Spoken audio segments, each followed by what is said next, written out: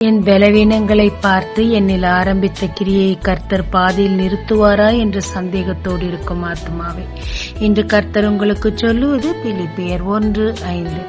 உங்களில் நற்கிரியையை தொடங்கினவர் அதை இயேசு கிறிஸ்துவின் நாள் பரியந்தம் முடிய நடத்தி வருவார் என்று நம்பி.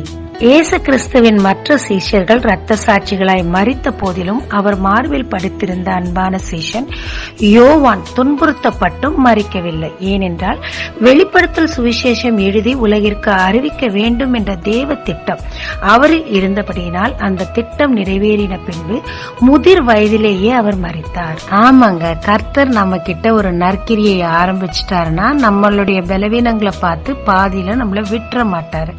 முடிவு பரியந்தம் நம்மை நடத்தி நம்ம எந்த நோக்கத்திற்காக ஏற்படுத்தினாரோ அந்த நோக்கத்தை நம்ம நிறைவேற்றுவாருங்க. ஜெபிக்கலாமாங்க.